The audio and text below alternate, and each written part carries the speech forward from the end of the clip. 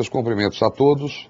Vamos dar início a uma conversa acerca de Estatuto da Criança e do Adolescente, em especial sobre ato infracional, adolescente infrator, algumas questões sociais, enfim, abordar alguns pontos importantes nessa área bem tormentosa do nosso ordenamento jurídico.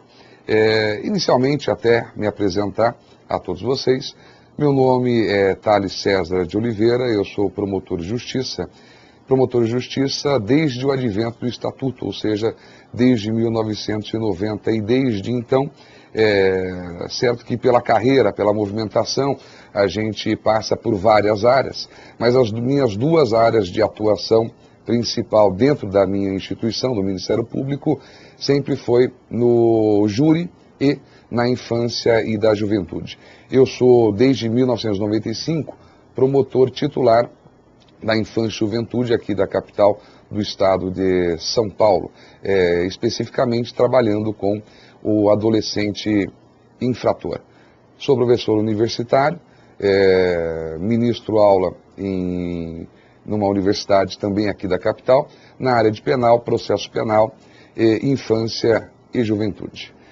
Bom, meus cumprimentos a todos novamente, meus agradecimentos pelo convite que me foi formulado, e quero parabenizar o curso por escolher o tema dessa palestra. Por que isto? Porque a área da infância e da juventude, em especial no Brasil, é uma área relegada a terceiro, quarto plano, a segundo, terceiro, quarto escalão. Muitas universidades, inclusive, nem têm a matéria da infância e da juventude na sua grade curricular. E muitos formandos saem de uma faculdade de Direito sem nunca ter aberto o Estatuto da Criança e do Adolescente. Se nós pararmos para verificar, hoje há uma tendência muito forte do aumento das questões da infância e juventude, em especial quando se fala em adoção, quando se fala em guarda e quando se fala em ato infracional, de perguntas em concursos públicos, no exame de ordem. Então é uma matéria que nós temos que efetivamente investir e muito na área acadêmica, para que a partir daí também possamos sensibilizar a nossa população em geral e principalmente os nossos políticos para investir um pouquinho mais nessa área social.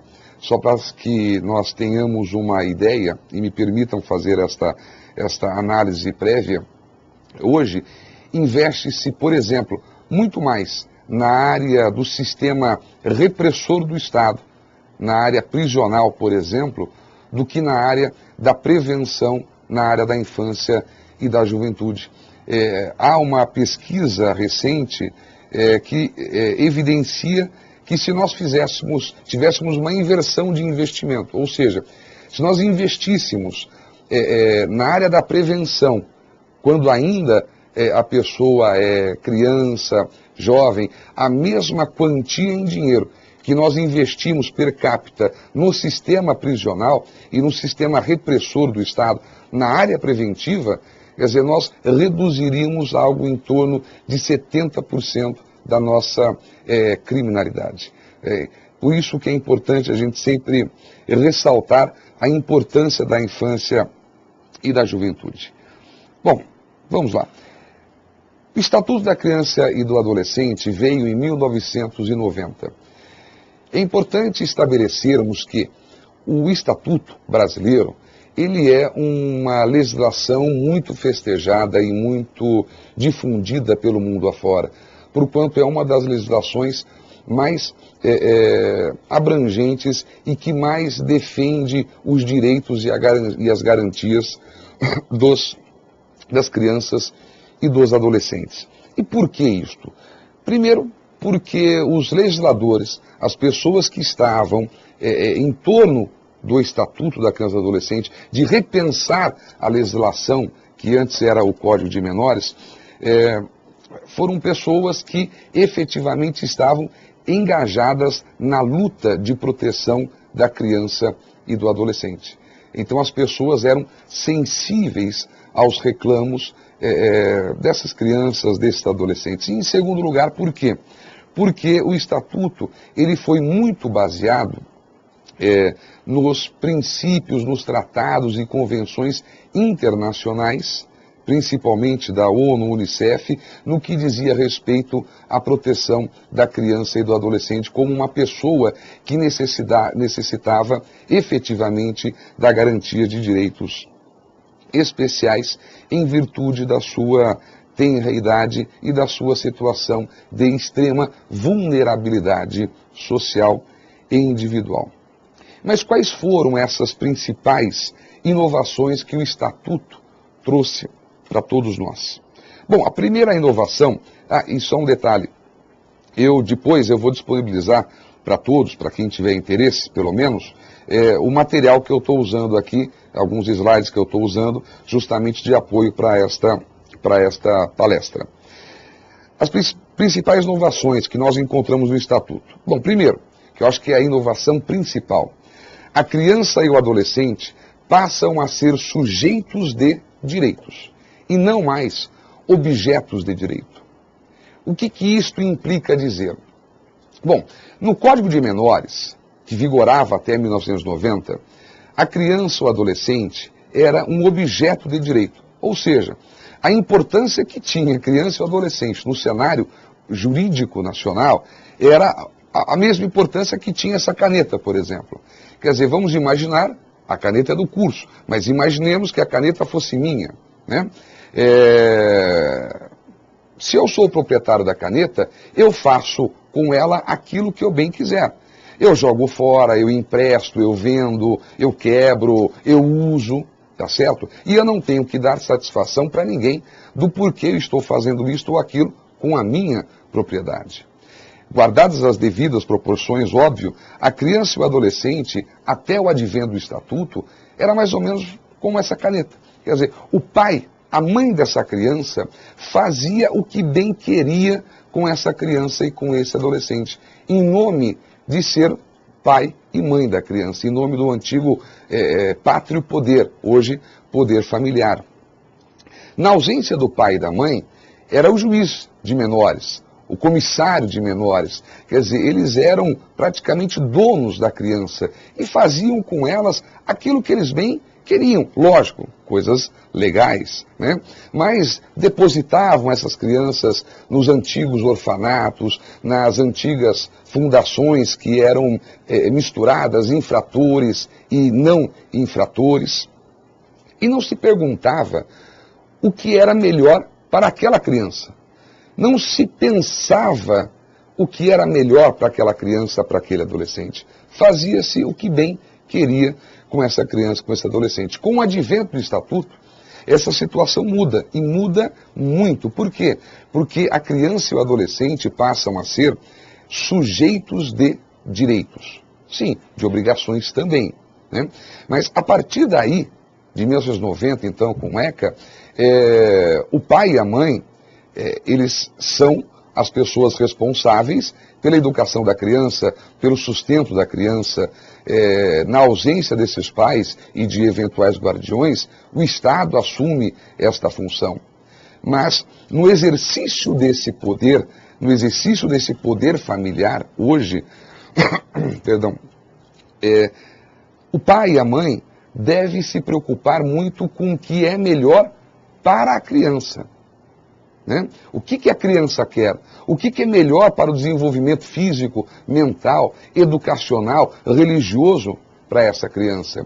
E na medida em que essa criança começa a ganhar contornos de cidadão, ou seja, começa a ter vontades próprias, é preciso que esta vontade, lógico, desde que lícita, esta vontade seja efetivamente respeitada. Na prática, o que nós podemos perceber? Por exemplo, quando se falava em adoção, na época do Código de Menores, nós vivíamos uma situação em que a criança e o adolescente eram verdadeiros objetos expostos numa prateleira. Quer dizer, ia lá um casal que queria adotar uma criança, e o casal ele tinha lá 100 crianças. O casal escolhia a criança que entendia ser a melhor criança para eles, tá certo? Hoje, a situação se inverte. Não é o casal que vai escolher a criança, mas a situação hoje é, nós vamos escolher o melhor casal para aquela criança.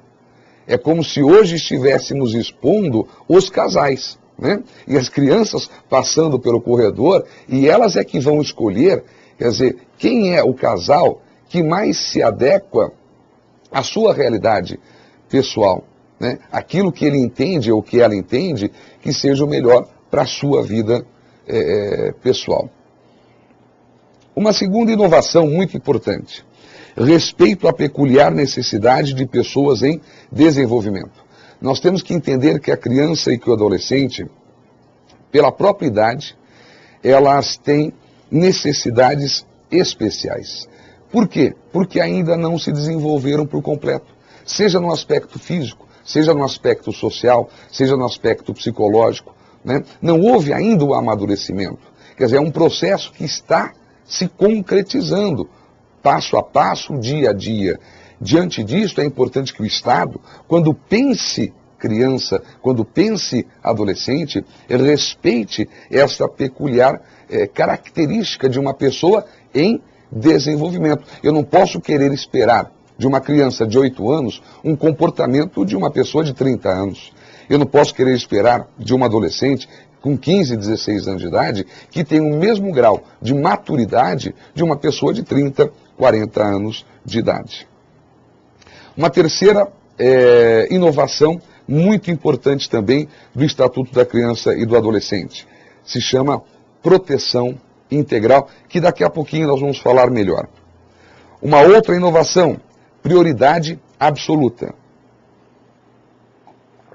O que diz a nossa Constituição Federal? Que as questões referentes à criança e o adolescente devem ser tratadas de forma prioritária, mas uma prioridade absoluta. Ou seja, nós temos que entender que o Estado tem várias prioridades. Tem a prioridade da saúde, tem a prioridade da educação, tem a prioridade da segurança pública, enfim. Mas o trato da criança e adolescente ganha status de prioridade absoluta. Ou seja, mesmo dentre as prioridades do Estado, a infância e juventude tem que ser tratada em primeiro lugar. Infelizmente, nem preciso aqui me estender muito nisto, é evidente que esta prioridade absoluta ela não vem sendo respeitada, aliás, desde a Constituição de 1988. Né? Eu nunca vi na prática esta prioridade absoluta ser efetivada por parte do Estado, seja ela em nível municipal, estadual ou mesmo federal. Convívio familiar. Entende o legislador do